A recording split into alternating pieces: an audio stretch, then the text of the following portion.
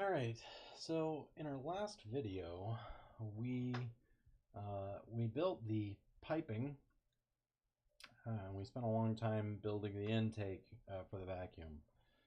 From here on out, we have these two components to build, then we put together the frame, and then last we finish with the dust reservoir and the exhaust. From there we put on the,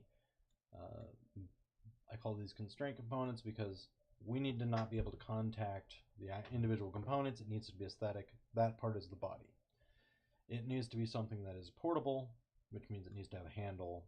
That part again it's an aesthetic piece. It's not really a functional component. It's a constraint. Be carryable. Has to have an on switch. Has to be controllable. Has to have a charging port. Has to be chargeable. Okay, so these are pieces that we will add in later. The body will be a big piece. We'll probably do the body and the handle all at once. Finish the on switch and charging port. Both of those will probably be right next to each other. And it'll depend on what our battery is and how we plan to charge this. So we'll go ahead and jump into our battery selection process so that we can design a hose and go on with moving on the frame. So in a previous video, I put together the motor specs. I went and found a motor online. This is the link to the motor I have, and then took a bunch of screenshots, put them into this document so that I can reference the information. So here, looking down here, now if the motor you find doesn't have some of this information, you can assume that it has the same kind of power draw as what I have. So that's fair to say. Now I did end up saying I wanted this top one, because as much as having what I think it was the current draw, 19.8 amps of current, as nice as that is, that's a little insane. And we didn't need to have a speed of 5,500 RPM. So for me, I just feel like that's a little much. 183 watts is a good little handhold vacuum. Now you may want a bigger vacuum motor if you plan on having this plugged into a wall.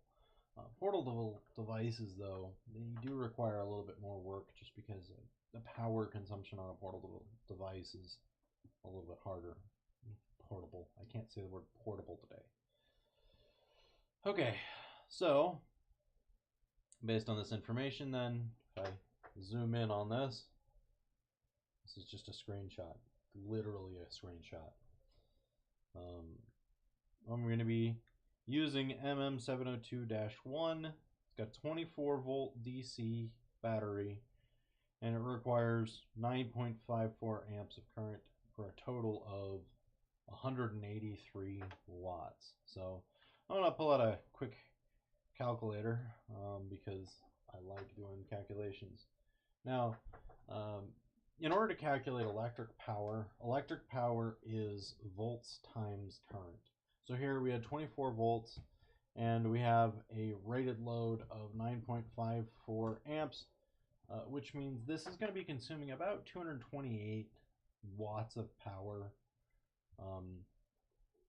And it should be producing about 183 watts. So not terribly inefficient. It's about like an 80% efficiency, a little bit more than an 80% efficiency. So that's actually pretty good for an electric motor. Yeah, sounds like a good day. So we'll go ahead, and we did do a three times reduction ratio to get this down to about 1200, which means we've got a cogging torque of around 0.09 Newton meters, or about 90 Newton millimeters. So not terrible for a fan. That might be a little underpowering, but whatever. Yes, we plug it in and see what happens. If we could use this and use like a 5 times ratio, that would make this torque be a lot bigger, but I guess, yeah, torque here is newton meters. This is 0.5, so we'll have about 1.5 newton meters. This here would be at a 5 times ratio would be about 3 newton meters, a little bit more than 3, about 3.5.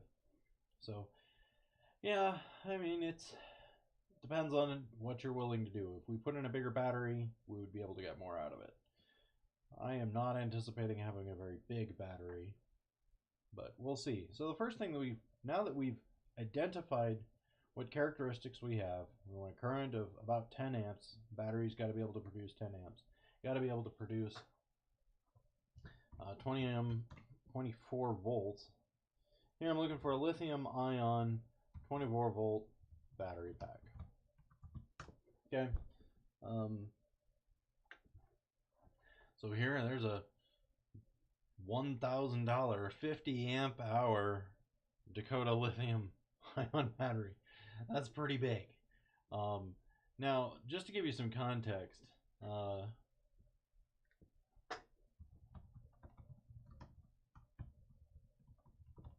do you calculate the life of a battery? If you have the load current, which here, if we're assuming that it's operating at the max load, that would be 9.54 amps. And then we divide by the voltage, so the total power that we get, here we calculated with, oh, I think I just shut off the calculator. Good job, me. So it's 9.54 times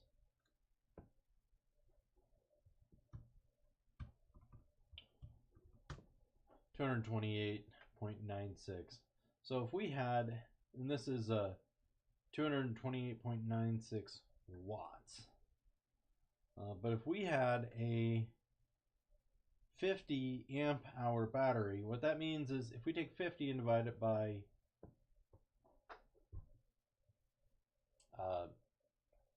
9.54,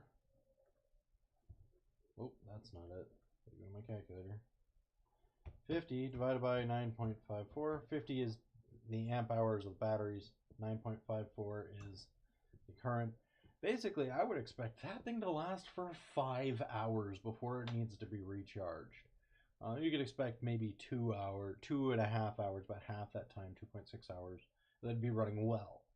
So that's good news. 2.6 hours, I mean, that's one heck of a battery. If I could shove that in the back end of there, I'd be good. I'd be able to go to that much larger motor. I could pull this one out. I could, you double the current. I'd be able to handle that. It's 1.3 hours. So let me look into that battery. I know it's $1,000. Yes, I know it's $1,000. No, I don't care that it's $1,000. Okay. Let me see. Let me just check the dimensions on this. See if it would fit nicely in my design. So here's do twice the power. Are they safe? How do I charge it? Yeah, you need a compatible charger. How can I become a dealer? Okay, nice. This looks like a massive battery. This is like the kind of battery that you'd put in like a boat. But it's whatever. I don't want to know about shipping. I want to know about what's the size on this. Yeah, I got 2 different views. Heck yeah. Woo!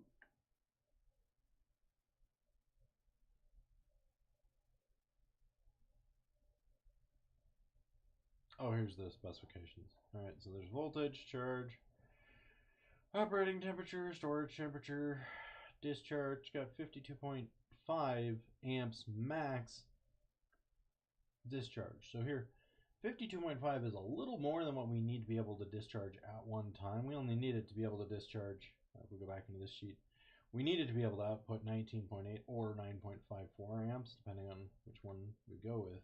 So this is a little bit overkill. Size, this is a little over a foot by a little bit less than half a foot by about 18 inches. that would be a little cumbersome to try to fit in the back end of our design. So I'm going to go ahead and shelve that one, and I'm going to look into something a little bit more like this one. This is a medical battery. Doesn't mean it's actually medically wrapped. This would be nice. 24 volts, 700 milliamp hours. So here, 700 milliamp hours means that. Why do I keep shutting off my calculator? So here, 0.7 divided by 9.54 means that I could expect this to run for about 0.073 hours if I just had this battery charge. If I was using the smallest one. As far as just discharge goes, this doesn't really give me a lot of information about what the continuous discharge is. I could actually assume that this isn't going to be able to put out like 10 amps of current, because that seems a little much. So basically what you would do is you would buy like 5, 10 of these, and you would hook them up in parallel. Well, 10 of these is, that's 7 amp hours, which means that it would be running for a little bit less than an hour, which is fine. I wouldn't expect to run this at max power for an hour, but I still feel like 10 of these would, that's $500. There's nothing to it. So we'll just keep, oh look, you can buy lithium batteries at Walmart. It's a nice cell. Here's a 24 volt Eco Sharp Light lithium ion battery. These are nice batteries. You could have them plug in. So if we were going to look at this and say, all right, I want this to be a battery that you do just plug in, all we would need to do is design this so that it has the terminals to connect to this type of battery. And that would save us a lot of time, and that would do it. Now, I don't want to design that type of vacuum, but you could. It would save you some time. You'd have to model the battery, but you could. Oh, this is an even bigger battery. And it's only $820. So here it's a 60 amp hour battery. Let's see if it can give us what the discharge is. Normal charge current takes about 10 amps to charge it. Continuous charge current, nominal continuous discharge current, which means it can put out 30 amps maximum as a discharge. It's probably why it's a little bit cheaper. It can't handle as much output. But with this one, we would be able to use this battery in our system. So here it's perfect for bike lighting, RC toys, robots, laptops, DVD external batteries. DVD external batteries. Yeah, I'm spending $820 on a DVD external battery. So dimensions, 7.9 inch, 7.3 inch, 5.9 inch. Now, is that something that would fit my design? So I will go into my layout drawing, and I will try to identify a place where I have 7.9, 7.3, 5.9 inch box space. If I can find that space, this $820 battery can be right for me. Oh, this is terrible. Yes, by the way, batteries are one of the biggest reasons why these are so expensive. And then if you go look at the motors, the motor cost, did it say what the motor cost here? Oh, it just says inquire. Likely this motor cost anything from $400 to $800 itself. So just between the motor and the batteries, that's $1,200 to $1,600 for this vacuum. So there's always room for improvement. Picking a different motor, picking a better motor, buying the motors in bulk, buying the batteries in bulk. All of those would offer us the opportunity to lower the cost. If those costs are still too high, what you would look at is how do you build the motor in-house, how do you build batteries in-house, or how do you find a different distributor, or something like that. Because there's always cheaper ways of buying things, and at some point you just have to deal with your vacuum costs $2,000, and it's a hand vacuum. So, but we're not going to worry about that right now. I don't care about cost. For first prototypes, oftentimes you don't care about costs because you're not looking into how to manufacture it. You're looking into whether or not you can prove that a concept works. Now, through optimization processes, as we move along, this is where we identify and say, well, it needs to be cheaper. I'm not going to build this because it's so expensive, etc., etc. So here, the way I have it, there is a small pocket that I could fit something in right here. Let me go ahead and draw a rectangle, and I will see what size that rectangle is. I don't know why that decided to snap so far in. We'll measure that space right there. So here, from here to here, that's 7.8 inches. All right, that's not bad. We may end up having to bop this out a little bit. Let me see if I have like 7.8 inches here. Because if I have 7.8 inches there, I could fit the battery in this compartment really nicely. So here, I'll measure from here to here, drag it up. That's 8.5. So I would actually be able to fit my battery right there. It would be right up against the fan mount. In a good design, you would want to make sure that like there's a flat surface to mount the battery to, or you'd have a battery compartment. Likely what we will do is have some kind of a strap system that straps it to our frame directly, so it prevents us. We may need to put a block here so that it has a flat surface to mount to, but again, that's all stuff we deal with later. So it may get in the way of this connection here between this piece and this piece, but we could always just push it back a little bit. And depending on where that connection is, like here, if it's right here, we may be able to just put the battery down here, so it kind of stays out of the way. It does mean that this would be a little bit more blocky, but you know what? We'll make it work. All right, so just to clear things up, I'm going to go ahead and create a battery layer, add it to this.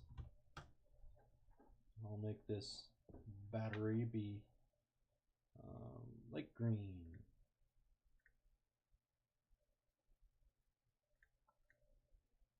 And then this rectangle I drew, that's about 7 inches. I'm going to go ahead and put it on the battery layer. And then I will draw another rectangle up here and also put it on the battery layer.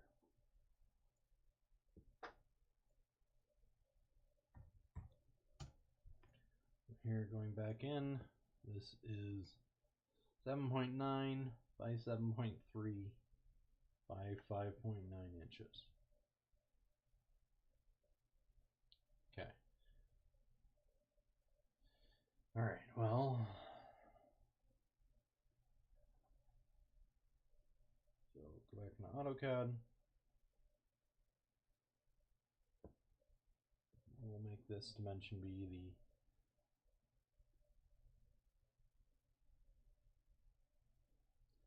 .9, so 7.9 tab, and then we're only going to have it be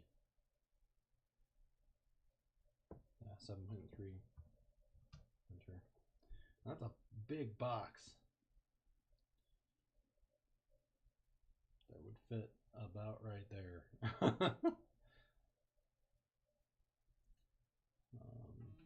We probably put that right there for now, and we'll make sure that this is 5.3. So I don't think I did.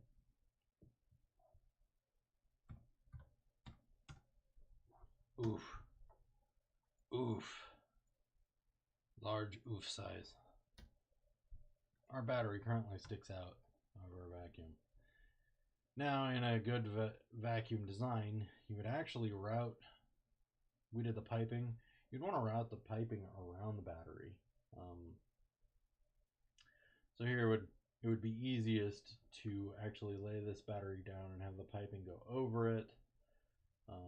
It does actually have an added effect in that it would cool the battery down, having the air flow over it. I'm just going to shift some dimensions, move this piece down, and then the idea is I'm just going to shove this under the piping. I don't even care where the piping is. This thing is just going to pop out the bottom. Hot. Hey, I didn't say I was designing this well. First prototype, right? And I will change this dimension then to be 7.3.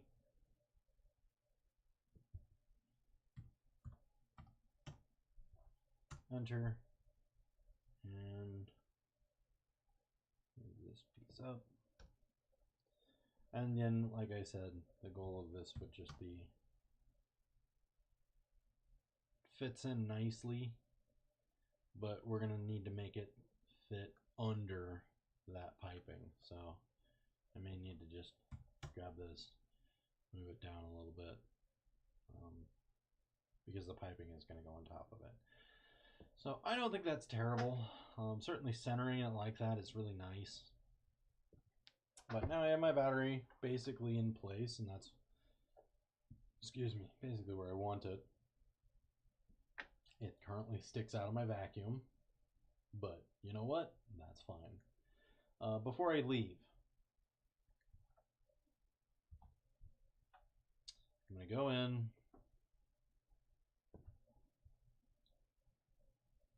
back out of this document, hit Control Enter to go, oh, Control Z, put down here,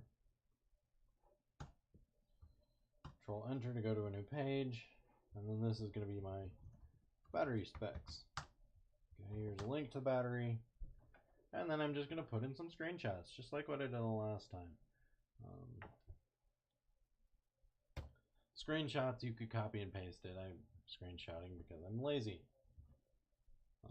And also because I sometimes forget to copy and paste stuff. Here I will, oh no.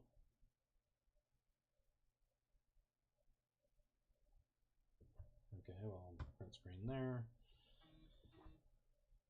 Paste, enter, and then just keep grabbing some of this info.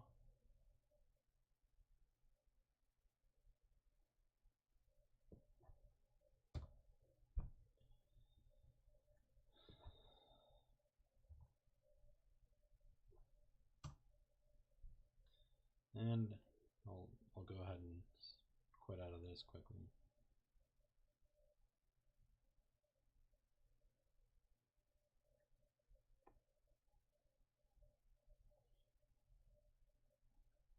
Okay.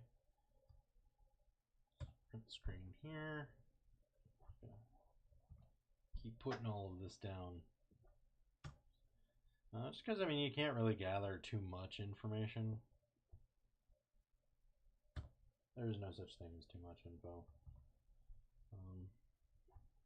This would basically also be really good items for an annotated bibliography.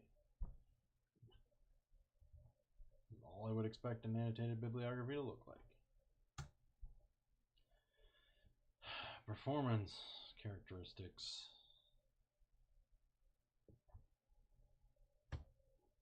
I'm just going to capture that for that paragraph. Move down.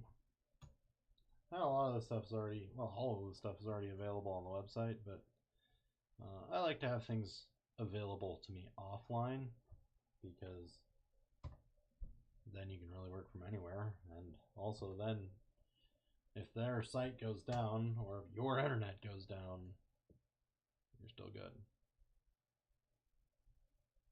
Alright, so that's all I really need from there. But there we go. There is our battery specs. So when we can now go back to our measures of quality and state is that our product life, this is a 60 amp hour battery. So 60 amp hour here, you know what? I'm going to go back to my motors and I am just going to go pick the big one. Okay, we're going to go back and do the 19.81, which means I got a battery life of about 3 hours. Realistically, that's about a battery life of about 1.5 hours run well. But that's what I can rely on. I can get a little bit more power, get up to 380 watts there. And it'll be good. It's a nice big system. It'll be a really powerful hand vacuum. I like power. Oh yeah. Power, baby. So now that I've got it, I'll go ahead and save. And now it's time to draw it in SolidWorks. So here I'll go do a new part. And the nice piece is I have all of those dimensions. I can just jump back down here, go back and look at my battery. All my dimensions are right there, 7.9, 7.3, 5.9.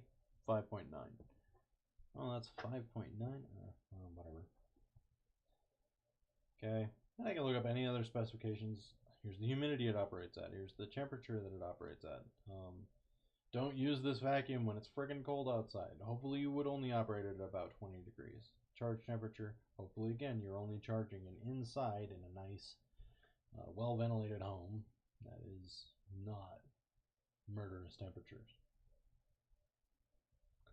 Okay, so I got this piece that was 7.9, 7.3, and 5.9 were to my dimensions. That's a very easy battery to build because these things are just, they're just a box. So guess who is just drawing a box? Alright, for my top view, the way that I had it oriented on my layout, I wanted it to be 5.9 inches tall, and I wanted it to be 7.3 inches wide and 7.9 inches long. So I'll just extrude 5.9 inches. Unless that's fully defined, so that one's easy. I'll go ahead and do a boss extrude and we're done with this battery. We won't be modifying this battery because you can't drill into a battery. That's called a bad idea. So doing any additional anything to this battery, you don't want to. Now I am going to go into my properties. Now for this class I've shown you how to do properties here. This is not a custom part. This is a manufactured component. So I can go in here and I can just say this is a 24 volt 60 amp hour lithium ion battery from aegisbattery.com. So it'll just be a 24 volt 60 amp hour lithium ion battery.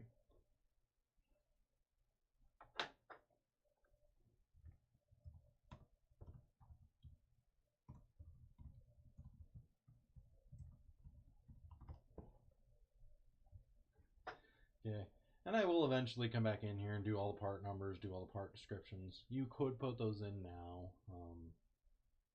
I don't want to. For material, I'm actually just going to make this be plastic. It weighs about the same as plastic. So we'll go into edit materials, hit yes to save, and I'll just set this as, right now it says it's going to be 12.29 pounds. Why? Because if this was in fact steel, it would be.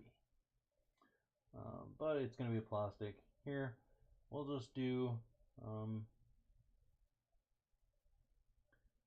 let's see. We'll just do a nylon 101. Hit apply. It's not the exact same, but lithium ion battery. Actually, that makes it 14. No, that is not accurate. Like, this is pretty sizable, but more than likely what it's going to be is it's going to be something like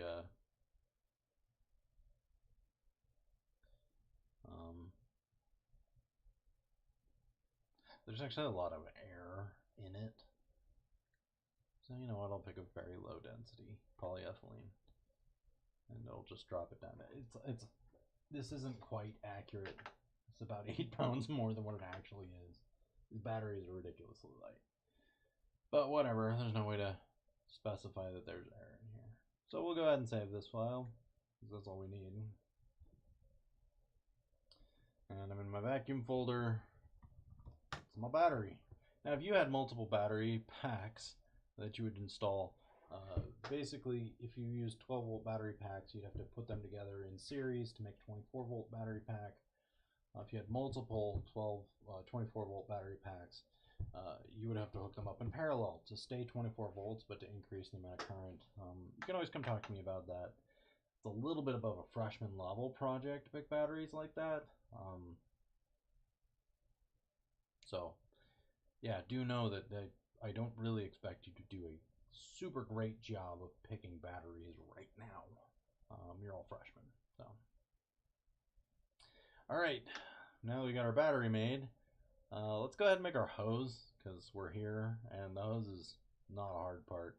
Now, I had my hose set at a 1-inch inner diameter part. The hose is really simple to make. Check this out. This is pretty simple. So here I'm going to draw on the front plane. I'm going to draw my inside diameter and draw my outside diameter. Okay. We'll get out of here. Let's do some dimensions here. I want my thickness of my hose to be, I don't know, maybe like 1/4 of an inch. It's way overkill, but I don't care enough. And then I want my inner diameter to be 1 inch.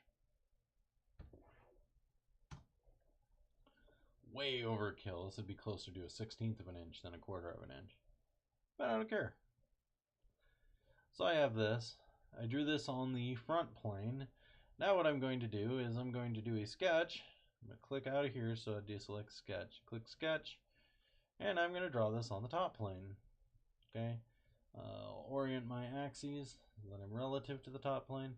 And this is my sketch of my hose cross section. Okay, we've talked about cross sections in modeling learning assignment.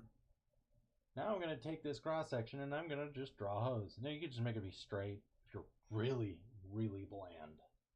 I ain't no bland man, you know. I ain't bland Stan. You ain't got nothing on me, bruh. I regret many things. So here what I'm going to do is I'm going to draw a profile, and it's going to be built off of this. Zoom out because I don't want it to be anywhere near the same size. I'll go ahead and pan this way. We'll have it come out, I don't know, right there, and then it'll finish in this direction. Okay, now I'm not going to draw any attachments to the end of this. It's just going to be a hose. To kind of clean this off, I'm going to go in here and use a sketch fillet, because I like fillets. I'm going to set this distance to be like 4, because then notice I have a good nice curve there. I'll pick yes for a fillet there, and then I'll do a nice curve there. And so this is a good rounded profile. You could continue adding more to it like that. I don't want to. This makes me happy right there. Now this is, oh shoot, I forgot to fully define it. And it's telling me that minus sign says it's not fully defined. So here I'll go back in at sketch. I'll do a smart dimension on this line here. And I want this to be, I don't know, we'll bump back down to 10. We'll make this line length be 8. And then we'll make this line length also be 8. And then I think you have to dimension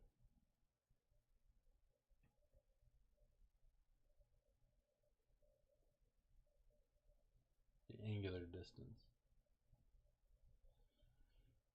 Oh no, that's 8 inches along the line. So I picked the 3, I picked the curve, and then I picked the 2 endpoints. So this is giving me a dimension of what the linear length of that line is. I'm also going to set this at 8. I'm going to do the same down here. So select this line, this point, and we'll make this one be 6 inches long. And that should fully define my sketch. It give me a very interesting looking hose shape. So I'll exit. I'll notice that now my sketch no longer says that it's underdefined, but now I have 2 active sketches. One of them is the circle, and one of them is just a weird shape that I drew. I could have very easily drawn a spline. Some people like splines. I don't like splines. I like accuracy.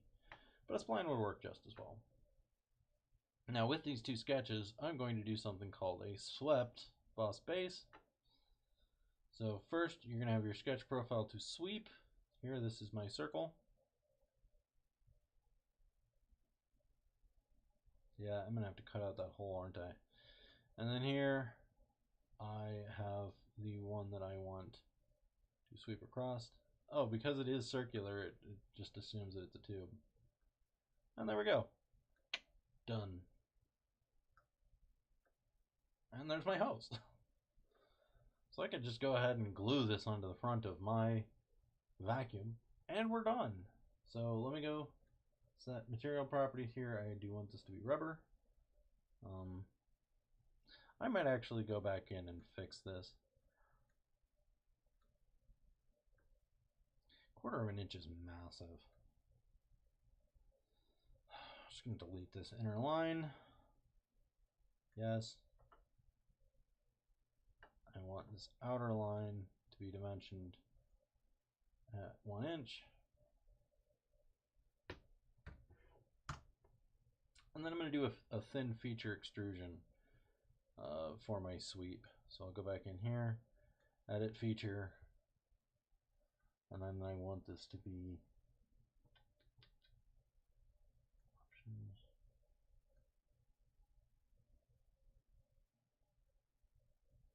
Oh, this doesn't do any. No, that isn't what I wanted. So I'll hit Control Z. I'll just go back.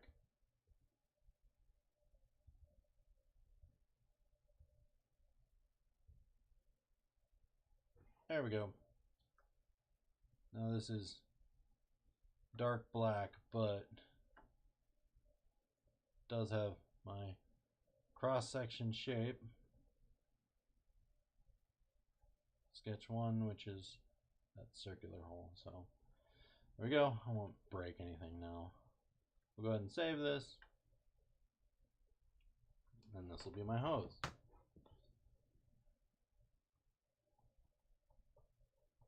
Now there we go. We've designed the battery, we've designed the hose. The next step is putting the frame in, mounting everything to it, and basically building our assembly.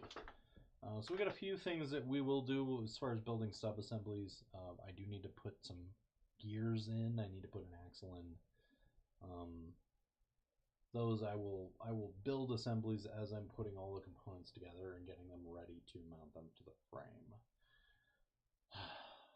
But yeah, we're ready to draw a frame and finish this project.